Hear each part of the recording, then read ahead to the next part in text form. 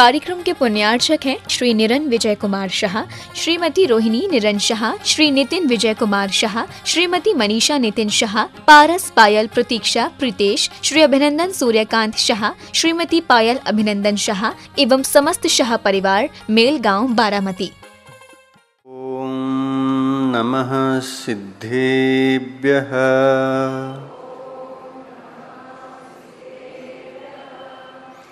नमः श्रीवर्धमानाय निर्धूतकलिलात्मने सालोकानां त्रिलोकानां यद्विद्यादर्पणायते यद्विद्यादर्पणायते। पंच परमेष्टि भगवान की जय हो। अहिंसा परमो धर्म की जय हो। आचार्य गुरुवर श्री विद्यासागर मुनि महाराज की जय हो। आज के मार्ग प्रभावना भावना की जय हो। जल परम पूजनीय सागर महामुनि राज की, समस्त आचार्य संघ की।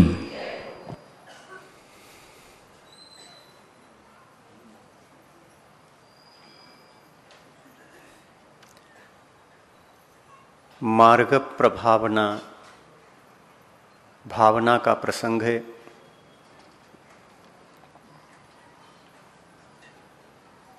मार्ग की प्रभावना को करना, यह मार्ग प्रभावना भावना है।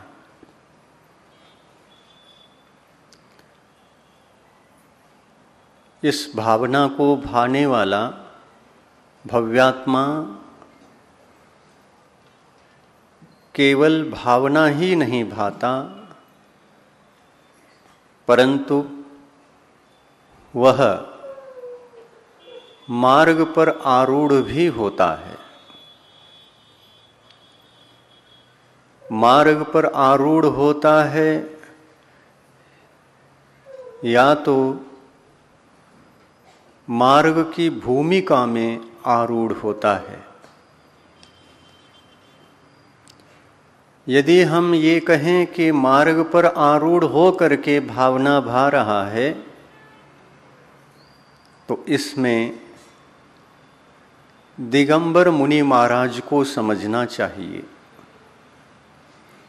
क्योंकि मार्ग प्रभावना भावना को भाते हुए तीर्थंकर प्रकृति का बंध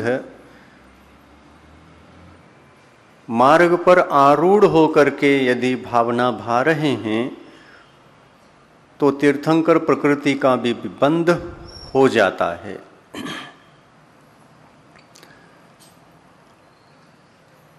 ऐसा न होकर यदि मार्ग की भूमिका में हैं तो उनको भी बंध होता है। मार्ग की भूमिका में कौन होते हैं और भावना तीर्थंकर प्रकृति की भावना भा रहा है तो वो कौन है? तो यहाँ पर दो ही हो सकते हैं, एक श्रावक और एक दिगंबर मुनि। मार्ग की प्रभावना कैसे करे? भावना भाए बिना तो मार्ग की प्रभावना नहीं होती। भावना भाते भाते उस भावना को आचरण में साकार करने से मार्ग की प्रभावना प्रारंभ होती है। या तो भूमिका में आकर के उसको साकार करें, या तो मार्ग पर आरूढ़ होकर के उसको साकार करें। आचरण में आना भी आवश्यक है। भूमिका में यदि हम भावना भा रहे हैं तो कम से कम हमारे पास सम्यक्त्व का होना तो अनिवार्य है ही, है ना? भूमिका में हैं तो सम्यक दर्शन को तो हमें कम से कम धारण करना आवश्यक है और 25 मल दोषों से रहित सम्यक दर्शन को धारण करके चलना और चलते चलते भावना भाना ये आवश्यक होता है।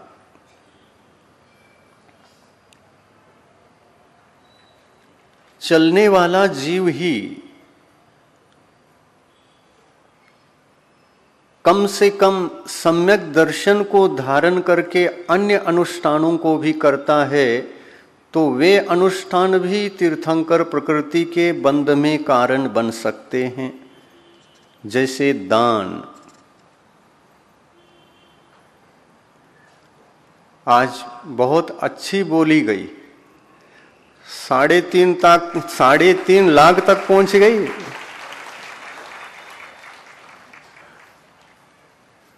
दान भी तीर्थंकर प्रकृति के बंध में कारण बन सकता है।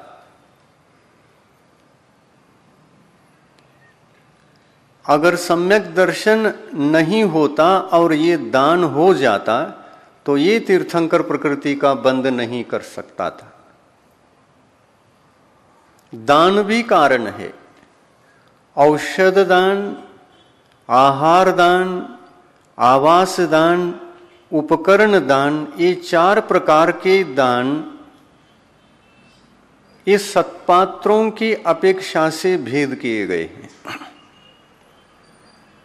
सत्पात्रों में कितने प्रकार के दान दें, तो सत्पात्रों के उद्देश्य से तो 4 ही प्रकार के दान हो सकते हैं। सत्पात्र कौन? तो सीधा हम उत्तम को ही ग्रहण करेंगे।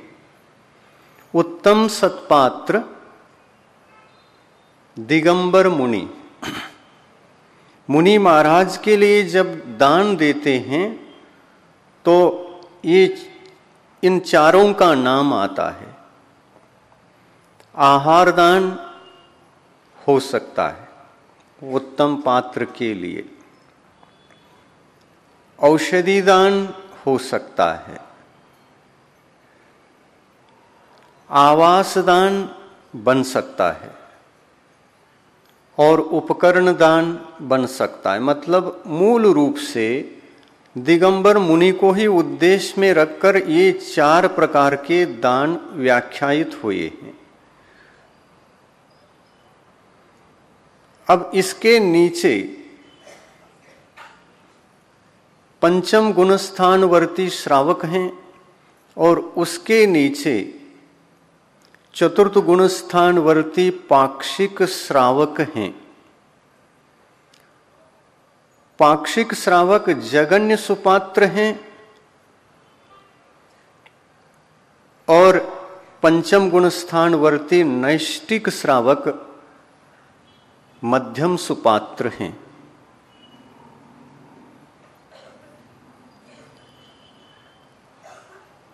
आरिका को कौन से सुपात्र कहें?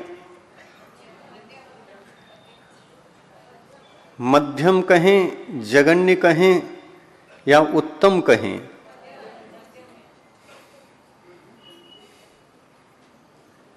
क्योंकि गुणस्थान पंचम होने से और वस्त्र आदि का आवरण होने से उत्तम सुपात्र की कोटि में तो नहीं रख सकते, मध्यम सुपात्र की कोटि में रखना चाहिए। आरिकाओं के लिए भी दान दिया जाता है। क्षुल्लक, ऐलक आदि 11वीं प्रतिमाधारी उत्तम श्रावकों को भी दान दिया जाता है। ऐलक और क्षुल्लक को श्रावक की कोटि में रखेंगे ना। कैसे श्रावक? उत्कृष्ट श्रावक। नैष्टिक श्रावकों की जो 11 प्रतिमाएं होती हैं, इन 11 के 11 प्रतिमाओं को पालन करने वाले उत्कृष्ट श्रावक होते हैं, जिसमें अयलक महाराज और क्षुल्लक महाराज आते हैं। महाराज तो कहते हैं, श्रावक महाराज, उत्कृष्ट श्रावक महाराज कह सकते कि नहीं? कहना ही चाहिए, क्योंकि क्षुल्लक महाराज और अयलक महाराज ही महाराज बनने वाले होते हैं, इसलिए ये भी महाराज हैं। वास्तविक महाराज तो दिगंबर मुनि महाराज होते हैं, लेकिन उनका पद दिगंबरत्व के लिए होता है, इसलिए उन दोनों साधकों को महाराज भी कहते हैं। अन्यथा श्रावक को महाराज कहना कैसे बन सकता है? जैन दर्शन की यही विशेषता है, चाहे वो क्षुल्लक हों, चाहे अयलक हों, आरिका हों, चौथे गुणस्थानवर्ती कोई भी सम्यक दृष्टि जीव हों, इन सब का लक्ष्य एक होता है। क्या बनना? दिगंबर अवस्था में जाकर के संपूर्ण रत्नत्रय धर्म को स्वीकार करके आत्मा का कल्याण करना और इस आत्म कल्याण के पथ पर चलते चलते घाती कर्मों को नष्ट करके अरहंत पद की उपलब्धि करना।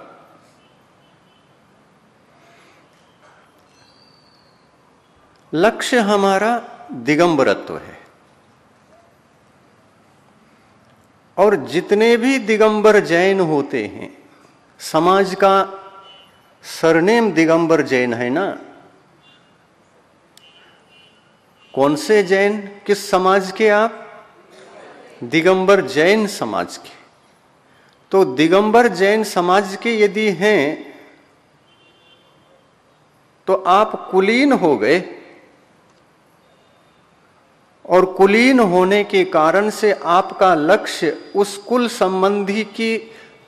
कुल संबंधी बातों की ही इच्छा करेगा। इस कुल में जन्म लेने के पास प्रत्येक व्यक्ति का यही ध्येय होता है, यही लक्ष्य होता है कि मुझे भी दिगंबर अवस्था को प्राप्त करके दिगंबर मुनि बनना है। यदि दिगंबर जैन समाज में जन्म तो हुआ, लेकिन दिगंबर मुनि बनने के भाव अगर किसी में नहीं है तो वो दिगंबर जैन ही नहीं है। जो दिगंबर जैन समाज में जीव उत्पन्न नहीं हो पाते, उनके लिए भी दिगंबर मुनि बनने के भाव आ सकते हैं, आते हैं। मैं सच्चे गुरु की पूजा क्यों कर रहा हूं? सच्चे गुरु बनने के लिए। मैं सच्चे देव की, भगवान की पूजा क्यों कर रहा हूं? सच्चे भगवान बनने के लिए। और सिद्धों की भी आप पूजा करते हैं तो किस उद्देश्य से करते हैं? सिद्ध भगवान बनने के लिए। हमारे लक्ष्य में सिद्ध भगवान हैं, अरहंत भगवान हैं, सच्चे गुरु हैं, तो हम निश्चित रूप से सम्यक दृष्टि हैं। हमारे लक्ष्य के विषय ये बने, मुझे भी ऐसा बनना है। इस ध्येय के बिना, इस लक्ष्य के बिना हम अपने आप को सम्यक दृष्टि कह नहीं सकते।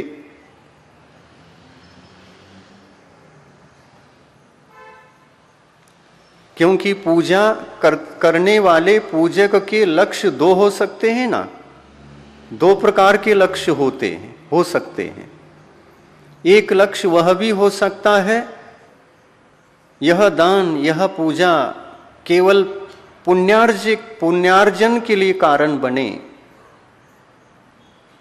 पुण्य मिले और पुण्य का फल मिले, पुण्य लगे और पुण्य का फल भी लगे। इस पूजा से, इस दान से, मेरे इस अनुष्ठान से, यात्रा से, इस जाप से, नमोकार मंत्र के जाप से मुझे क्या मिले? पुण्य मिले, पुण्य का फल मिले। तो लक्ष्य में पुण्य और पुण्य का फल हो गया, फिर परमार्थ दूर हो गया। लक्ष्य से परमार्थ हट गया और लक्ष्य में भौतिकता आ गई। पुण्य भी भौतिक वस्तु है और पुण्य का फल भी भौतिक वस्तु है। पुण्य से अगर कुछ मिलेगा जीवन में तो क्या मिलेगा? केवल भौतिक वस्तु सामग्री ही मिलेगी, रत्नत्रय तो नहीं मिलेगा। रत्नत्रय को तो हमें स्वीकार करना पड़ेगा, पुण्य नहीं कराएगा। हमको लक्ष्य बना करके प्राप्त करना पड़ेगा। पुण्य कैसे हमको सम्यक दर्शन को ला के देगा? पुण्य अचेतन वस्तु है और पुण्य का फल भी चेतना चेतन वस्तु है। और फिर ये हमको सम्यक दर्शन को ला करके दे दें, ये कभी संभव नहीं हो सकता। पुण्य फला अरिहंता, ऐसा भी अपन कहते हैं। ये अरहंत पद की प्राप्ति पुण्य का फल है, लेकिन यह पुण्य का फल पुण्य ने नहीं दिया। पुण्य ने नहीं दिया, धर्म के पुरुषार्थ ने दिया। हमने जो धर्म के प्रति पुरुषार्थ किया, सम्यक्त्व के प्रति पुरुषार्थ करते हुए सम्यक दर्शन धारण कर लिया, सम्यक ज्ञान धारण कर लिया, चारित्र का पुरुषार्थ करते हुए पंच पापों को त्याग करके चारित्र को धारण किया। इसके बल पर हमने घाती कर्मों को नष्ट करके चारित्र को धारण कर संवर तत्व को उपलब्ध किया और तप को धारण करके निर्जरा तत्व को उपलब्ध किया। इस प्रकार दर्शनाराधना, ज्ञानाराधना और चारित्र आराधना और तप आराधना, 4 प्रकार की आराधना को हमने पुरुषार्थ पूर्वक प्राप्त करके अरहंत पद को पाया।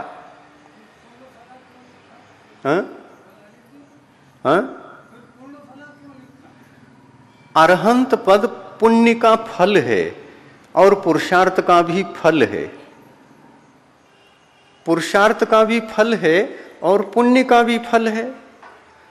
तो पुण्य ही केवल हमको अरहंत पद की उपलब्धि का कारण नहीं बनेगा, पुण्य के साथ साथ पुरुषार्थ भी आवश्यक है। केवल पुण्य हमें अरहंत पद नहीं दे सकता, उस पुण्य के पीछे हमारा पुरुषार्थ भी हो तो वह पुण्य हमारे लिए सहयोग दे सकता है। मोक्ष जाने के लिए कौन सा सहनन चाहिए? वज्र वृषभ नाराज सहनन चाहिए। ये 6 सहनन में से ये एक ही ऐसी प्रकृति है जो पुण्य प्रकृति है, बाकी सभी 5 सहनन पाप प्रकृतियां हैं। ये पुण्य है, पुण्य को हमने पिछले भव से बांध के लाए हैं। इस पुण्य का फल अरहंत पद हो सकता है, लेकिन इसके पीछे हमारा पुरुषार्थ नहीं हो पाया तो यह पुण्य का उदय भी पापार्जन का कारण बनकर वह जीव उस सहनन के माध्यम से उस पुण्य कर्म के उदय में भी यदि पाप करता है, पाप कर्मों में उलझ जाता है, तो वह 7वें नरक का टिकट भी ले सकता है।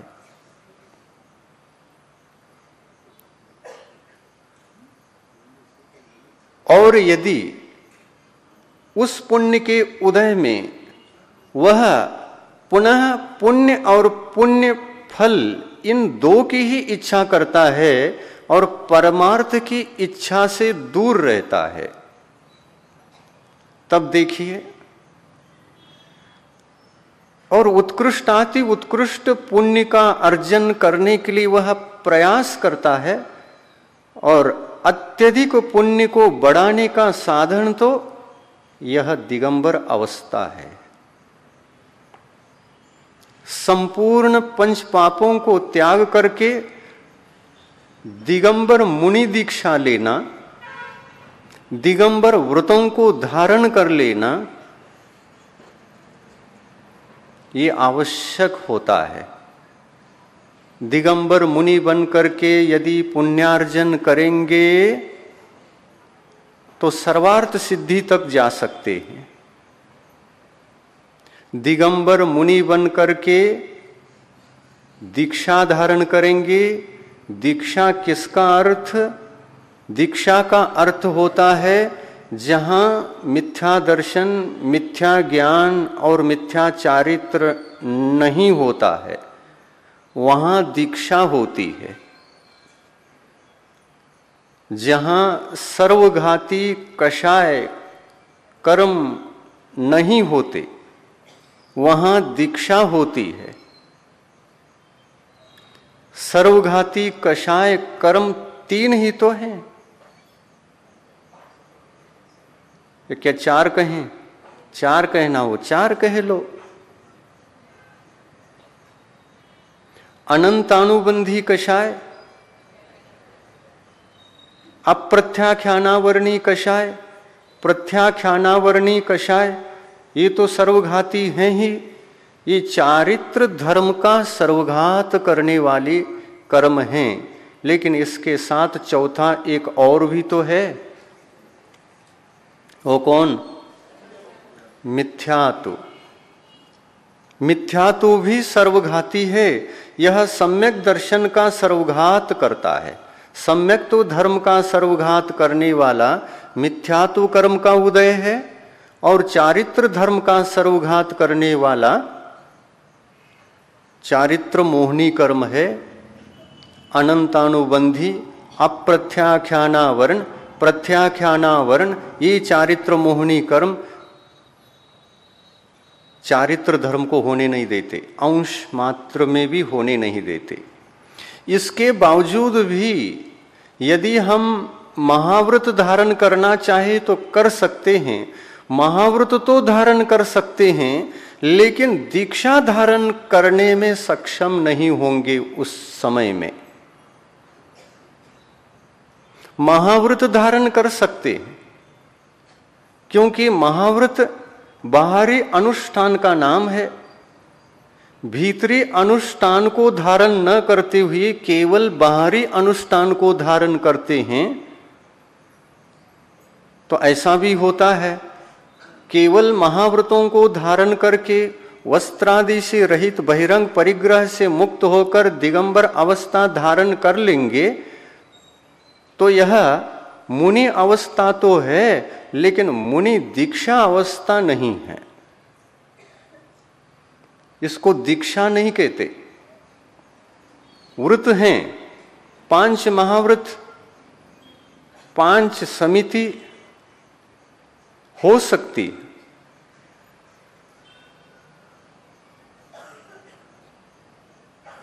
पांच महाव्रत 5 समिति हो सकती है, लेकिन ये 5 महाव्रत और 5 समिति ये इनका लक्ष्य दूसरी तरफ है। इनको क्यों धारण किया?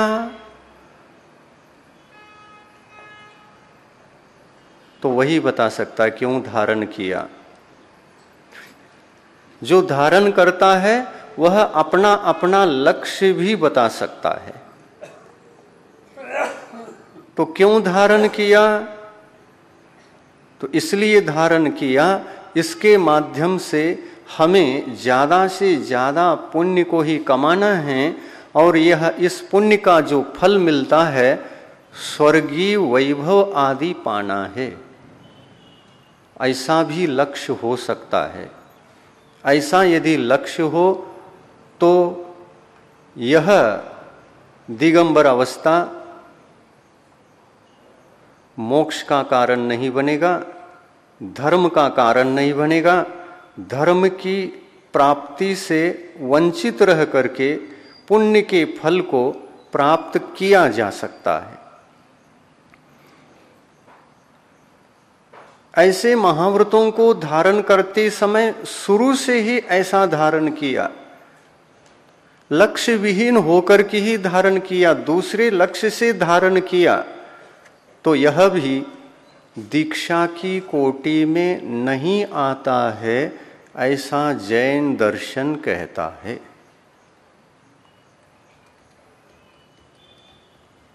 केवल दिगंबर होना, परिग्रह त्याग करना, वस्त्रादि को छोड़ना इतना ही पर्याप्त नहीं है। अगर इतना ही करते हैं तो ये बहिरंग लक्ष्य हुआ। बाहर को जो हम छोड़ सकते हैं सब छोड़ेंगे, लेकिन अंतरंग को जो छोड़ना चाहिए वो हमसे संभव नहीं है और अभी आवश्यक भी नहीं है। हमको तो अभी भौतिक सुख चाहिए, परमार्थ सुख की जरूरत हमें नहीं है। साफ साफ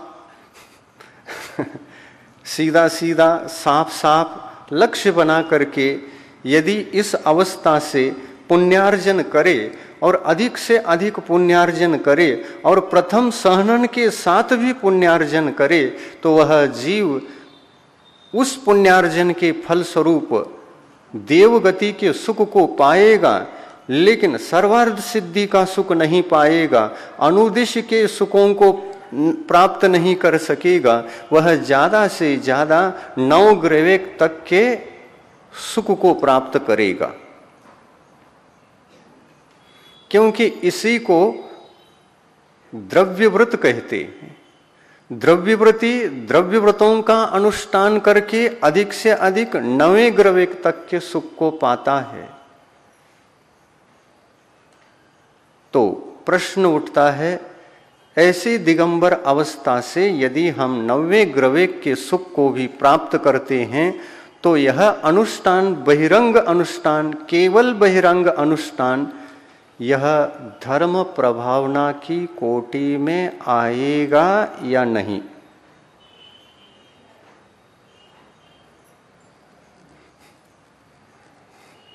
प्रश्न है, उत्तर बना लो। हाँ?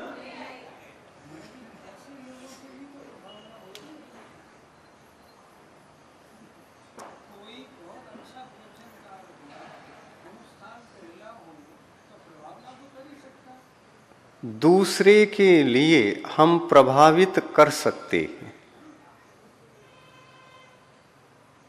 ऐसा तो अभव्य जीवों का भी कथन आता है कि वह दूसरे भव्य जीवों को उपदेश देकर मुनिव्रत की ओर आकृष्ट करके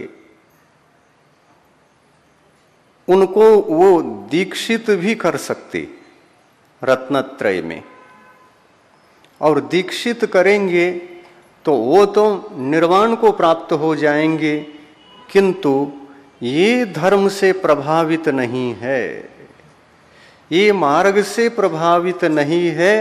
तो ये मार्ग प्रभावना स्वयं के लिए तो कुछ भी नहीं है, बहिरंग हो गया, दूसरे के लिए हुआ, दूसरे के लिए भेजा, ये वैसा ही काम हो जाएगा जैसा पात्र में, कटोरे में गुलाब जामुन रखा है और उसमें एक चम्मच भी रखा है। चम्मच तो गुलाब जामुन को खाने वाले को खिलाता है, स्वयं नहीं खाता वो।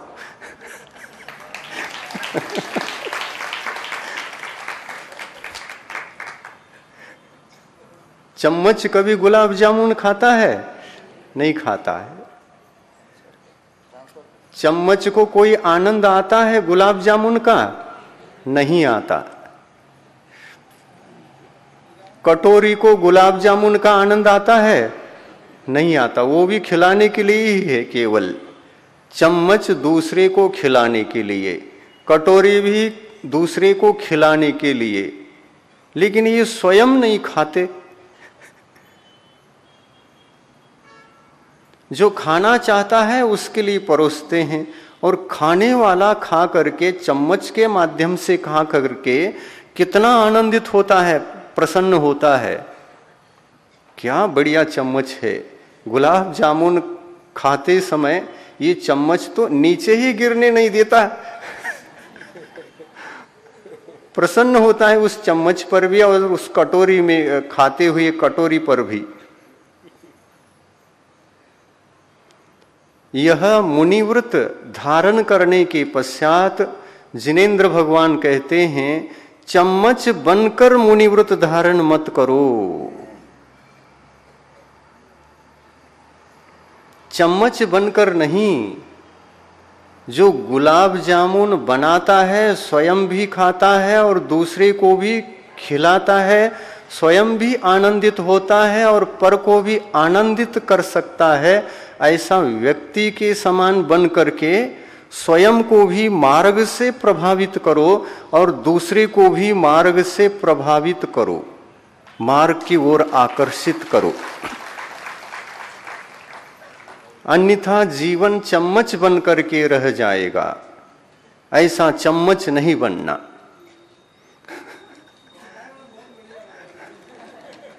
कितना अच्छा है उदाहरण, हाँ? इस उदाहरण से ही आपका जीवन लाइन पर लग जाएगा।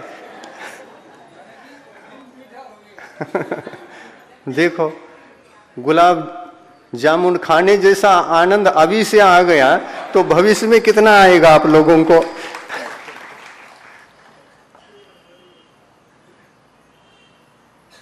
ये सब धर्मानुष्ठान किस लिए?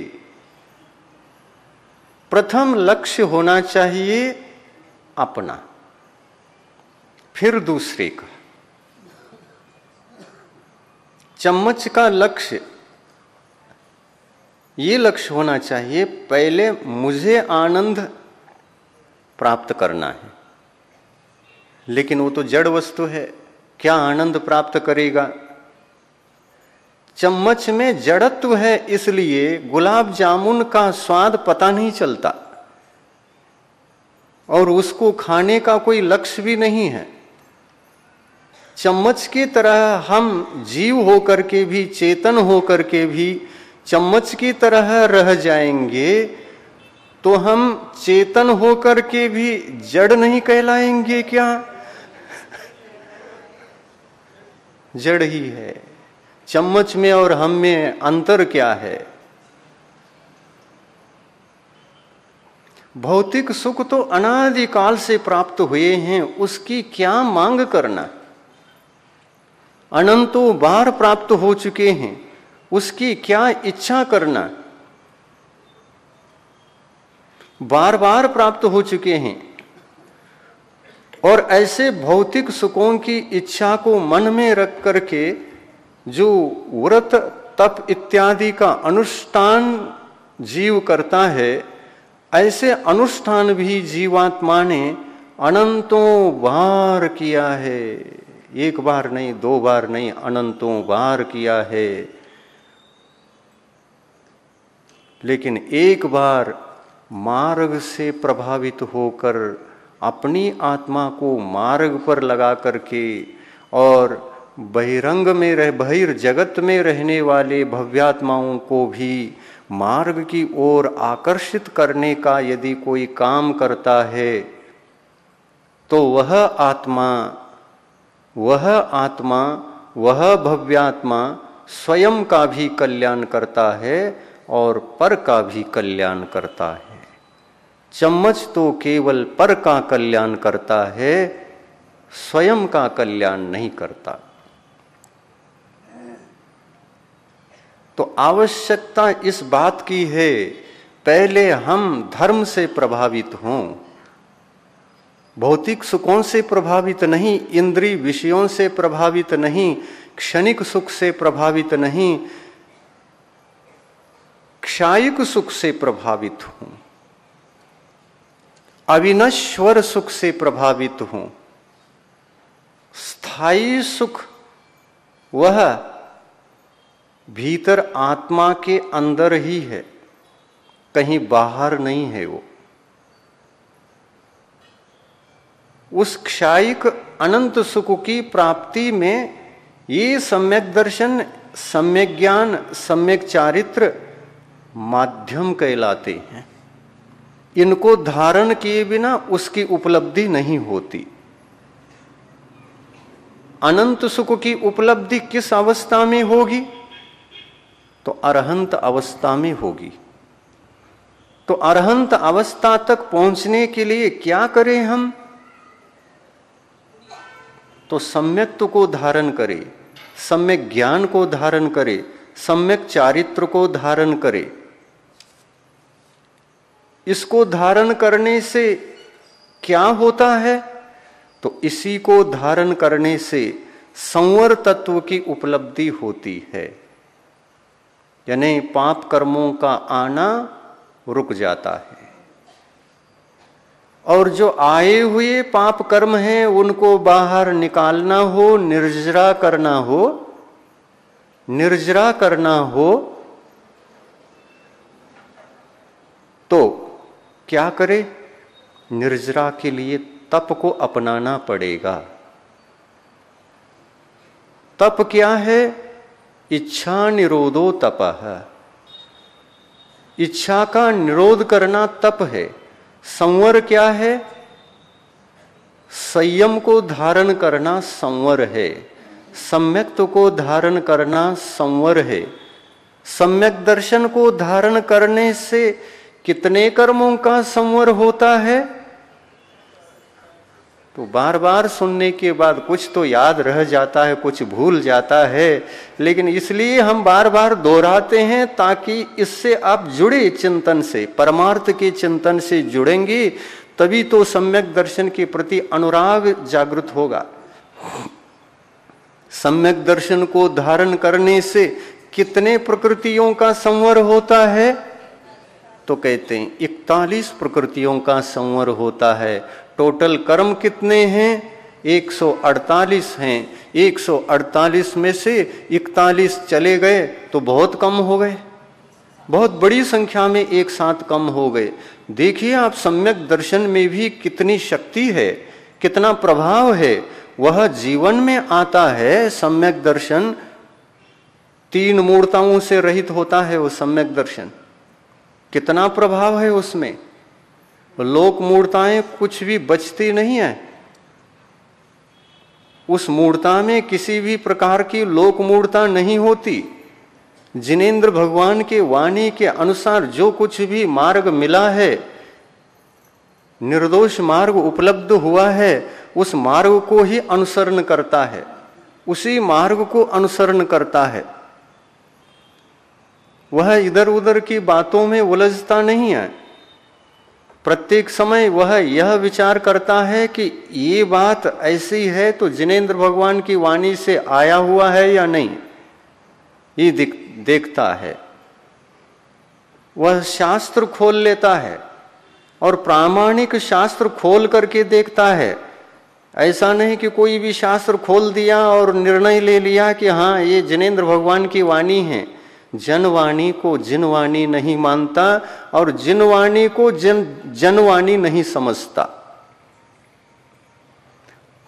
3 मूर्ताओं से मुक्त होने के लिए भी बहुत कठिनाई आती है जीवन में, बहुत कठिनाई आती है।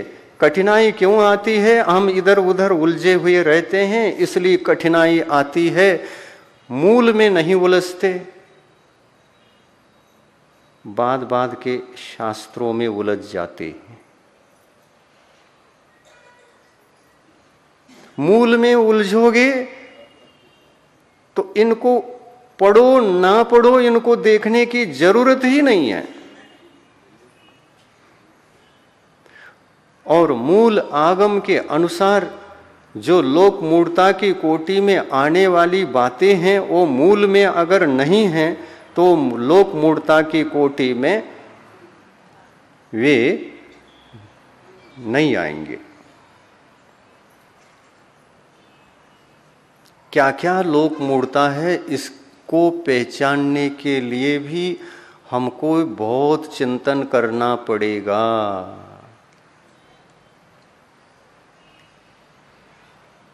केवल किसी गुरु की परंपरा को पकड़ करके बैठने से काम चलने वाला नहीं है।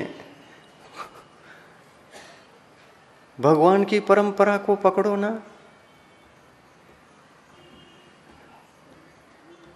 भगवान ने जो कहा वो शास्त्र है या गुरु ने कहा वो शास्त्र है? हाँ, भगवान ने जो कहा वो गुरु को कहना चाहिए।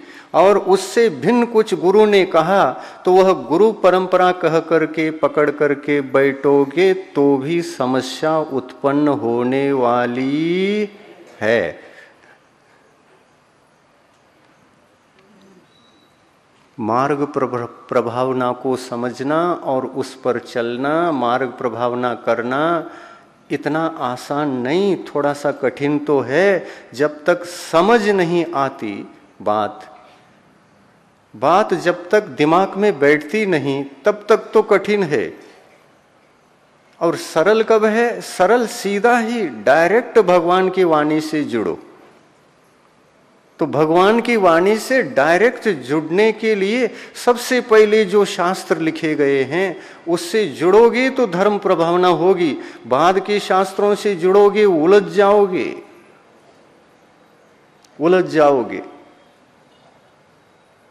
तो किन शास्त्रों को पढ़े? तो पहले कुंद कुंद भगवान की लिखित शास्त्रों को पढ़ो, उसमें जितना होता है उतना ही ले लो, वैसा ही बनो। और फिर बाद में अन्य शास्त्रों को भी पढ़ो, कोई दिक्कत नहीं। लेकिन आचरण किन शास्त्रों से बनाना? मूल शास्त्रों से बनाना। क्योंकि वे मूल शास्त्र जिस गुरु के माध्यम से लिखे गए वो साक्षात जिनवानी को उसने लिख करके हमारा कल्याण कर दिया। बाद में मिक्सिंग होता चला गया। तो इस मिक्सिंग विषय को समझना हो तो मूल को पहले पढ़ो। और ये मिक्स विषय उसमें नहीं है और इसमें है तो फिर उधर देखने की जरूरत नहीं होती, उसको परंपरा बनाने की जरूरत नहीं होती। डायरेक्ट कुंद कुंद से जुड़ गया, वो भगवान महावीर से जुड़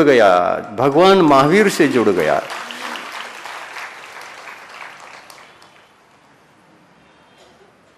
और भगवान महावीर से जुड़ करके कुंद कुंद से जुड़ना या कुंद कुंद से जुड़ करके भगवान महावीर से जुड़ना, इसमें दोनों में कोई फर्क नहीं है। चाहे भगवान की वाणी से जुड़ो, चाहे कुंद कुंद भगवान की वाणी से जुड़ो। जो कुंद कुंद लिख रहे हैं वही भगवान की वाणी है। काल परिस्थिति वश समय समय पर अनेक समस्याएं अनेक गुरुओं के सामने आती हैं। उस समस्या से निवृत्त होने के लिए, समस्या से धर्म को बचाने के लिए कुछ और चीजें लिखनी पड़ती हैं। लिख जाते हैं लेकिन वो स्थायी नहीं होना चाहिए। वो तात्कालीन काल परिस्थितिवश लिखी हुई बातें समझकर अपने को मूल की ओर ही जाना चाहिए, नीचे के विषयों को पकड़ के नहीं बैठना चाहिए। तो ही सम्यक दर्शन की सुरक्षा हो सकती है, तो ही सम्यक दर्शन 25 मल दोषों से मुक्त हो सकता है। और 25 मल दोषों से मुक्त सम्यक दर्शन ही दर्शन विशुद्धि है। और इस दर्शन विशुद्धि के साथ 15 भावनाएं और जोड़ करके भावों की उत्कर्षता पर पहुंचोगे तो तीर्थंकर प्रकृति के बंध के संस्कारों को भी हम पा लेंगे और आज न कल तीर्थंकर बनेंगे।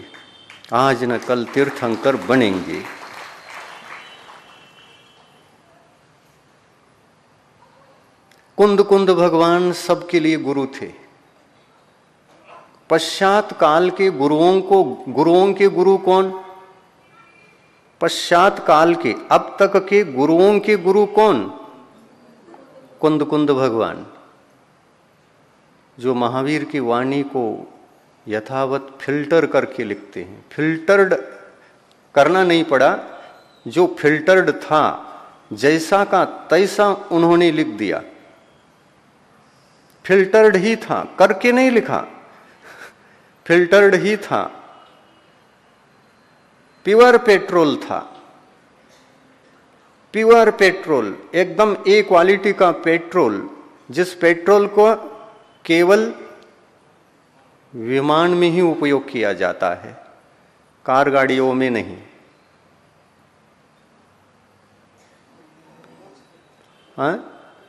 हाँ, फिल्टर, वाणी फिल्टर हो तो ही यह आत्मा विमान की तरह उड़ करके मोक्ष जाने वाला है।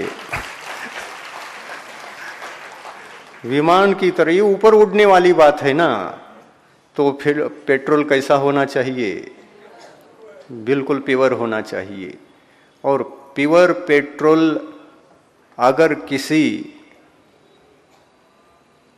वो पेट्रोल बेचते हैं ना, उसका नाम क्या? Petrol pump. प्योर पेट्रोल अगर किसी पेट्रोल पंप पर बिकता है तो कुंद कुंद के पेट्रोल पंप पर बिकता है।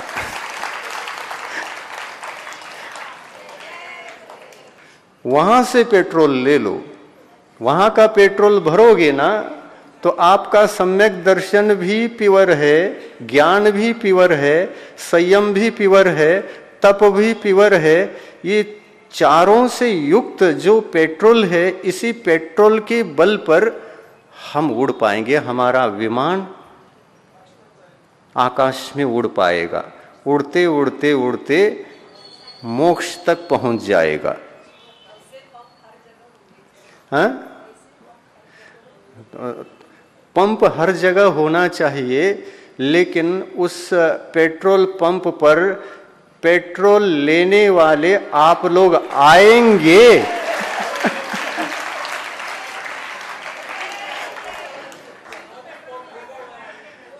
आप लोग आएंगे तो ये तो पेट्रोल पंप कहीं भी मिल सकते, ढूंढना पड़ता है थोड़ा बहुत। यहां पर राकेल भी बिकता है, कार गाड़ी का पेट्रोल भी बिकता है, और एरोप्लेन का पेट्रोल भी बिकता है।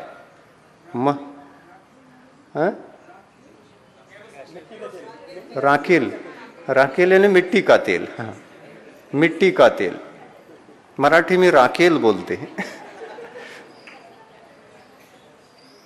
कन्नड़ में चिमनी अन्नी बोलते हैं।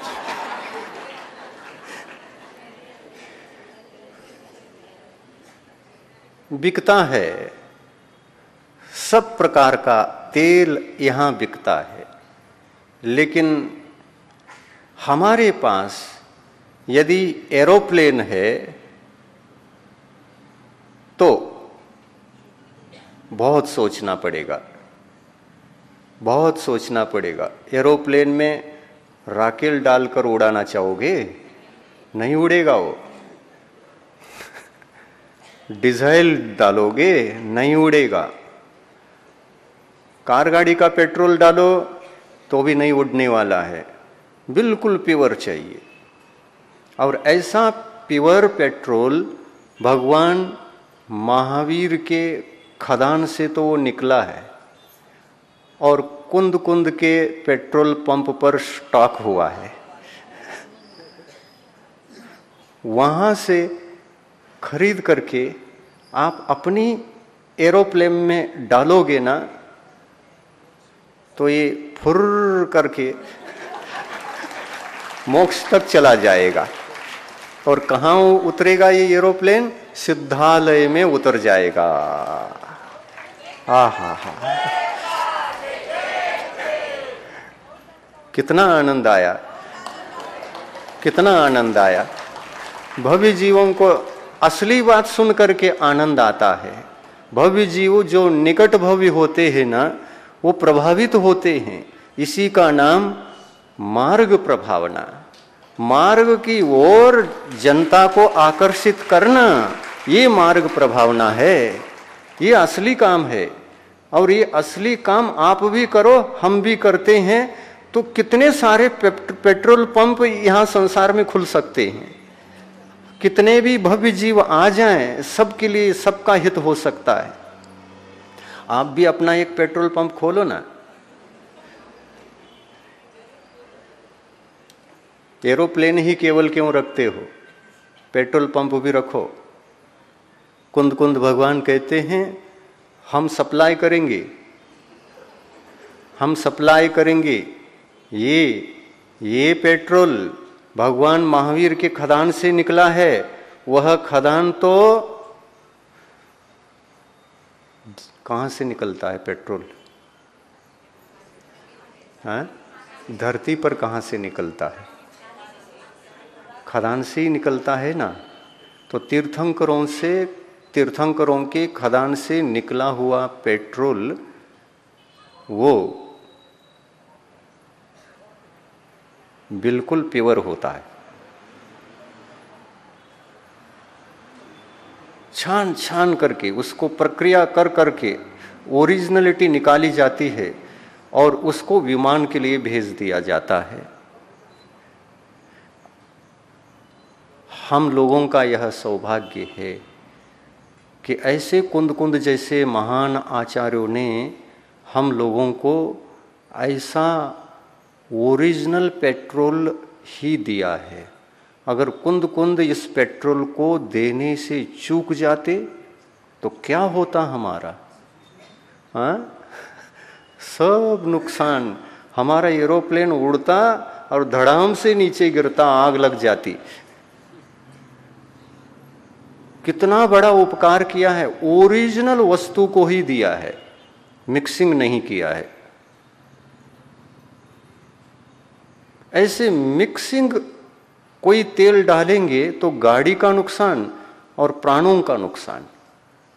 गाड़ी गिरेगी, करोड़ों का नुकसान, प्राण भी जाएंगे, जीवन चला गया, जीवन का भी नुकसान और वाहन गाड़ी का भी नुकसान। कुंद कुंद भगवान सबके गुरु हैं, सबके गुरु। बाद में जितने भी आचार्य परमेष्टि हुए उन सबके गुरु कौन? कुंद कुंद भगवान। और हम लोगों के गुरु कौन? आचार्य श्री। और आचार्य श्री के गुरु कौन? ज्ञान सागर। ज्ञान सागर जी के गुरु कौन? शांति सागर। शांति सागर जी के गुरु कौन?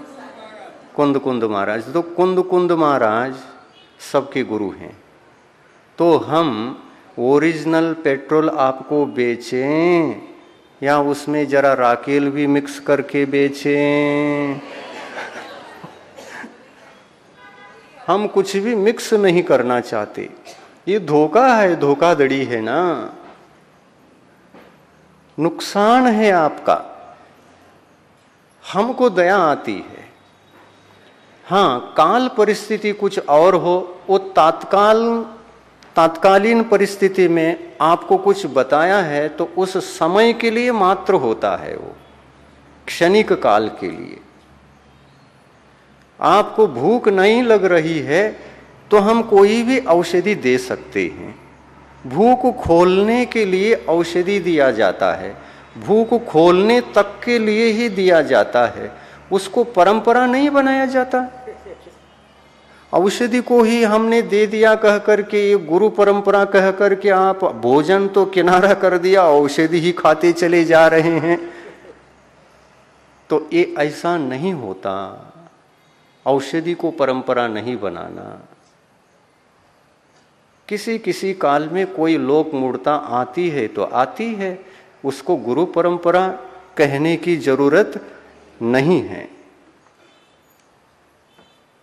क्यों? उससे बड़े गुरु भी तो बैठे हैं, वो तो कुछ नहीं कह रहे। तो ये हमारे लिए आगम है। उस आगम में नहीं है तो इसकी जरूरत क्या है, ऐसा चिंतन किया जाता है, ऐसा विचारा जाता है। ये विवेकपूर्ण विचार होता है। किसी बात को लेकर के पकड़ के बैठ गए, औषधि को ही पकड़ के बैठ गए, तो फिर भोजन की कीमत खत्म हो जाती है। औषध रोग मुक्ति के लिए है और भोजन भूख से छुटकारा पाने के लिए है। भोजन नित्य किया जाता है, औषधि तात्कालिक स्वीकार किया जाता है। तो जिस काल में जो बातें आवश्यक हुई थी, ऐसी कई बातें अपने समाज में रूढ़िवश चले आ रहे हैं। इन रूढ़ियों को ही हम धर्म समझ के बैठ रहे। रूढ़िवाद धर्म हो सकता है क्या? नहीं हो सकता। आप कुछ भी करते हैं, मान लो यह हमारी क्रिया कुंद कुंद के शास्त्रों के अनुसार है या नहीं, ये टैली करना चाहिए, तो लोक मूर्ता जल्दी छूटती है। पढ़ो ना, सबके घर घर में रखो उस साहित्य को, अष्टपहुड़ रखो, प्रवचन सार रखो, पंचास्तिकाय रखो, नियम सार रखो, समय सार रखो। इस साहित्य में आत्म कल्याण के लिए जो सामग्री चाहिए वो सब कुछ है, सभी कुछ है। इसमें से हमें जितना मिलता है उतना प्राप्त होने के बाद और भी कुछ चाहिए क्या, इसको ढूंढने के लिए जरूरत ही नहीं है, अनावश्यक है। केवल कुंद कुंद का साहित्य आत्म कल्याण के लिए क्या अपर्याप्त है, क्या पर्याप्त है? पर्याप्त है ना, अपर्याप्त है क्या? नहीं है।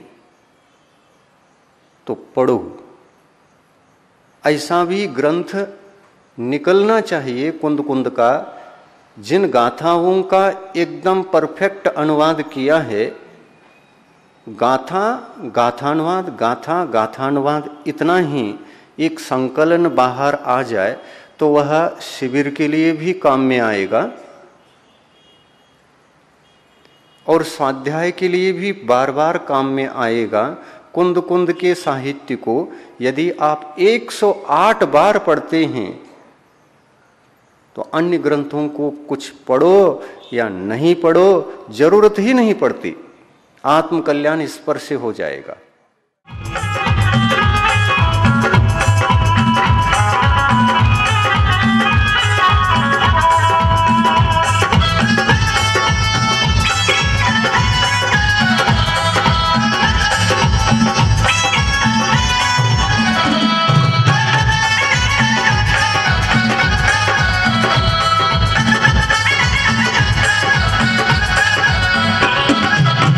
जो भी समाग शरण में आए, जो भी समाग शरण में आए, जो भी समाग शरण में आए, जो भी समाग शरण में आए, उसने अपने भाग जगाए, उसने अपने भाग जगाए। भाग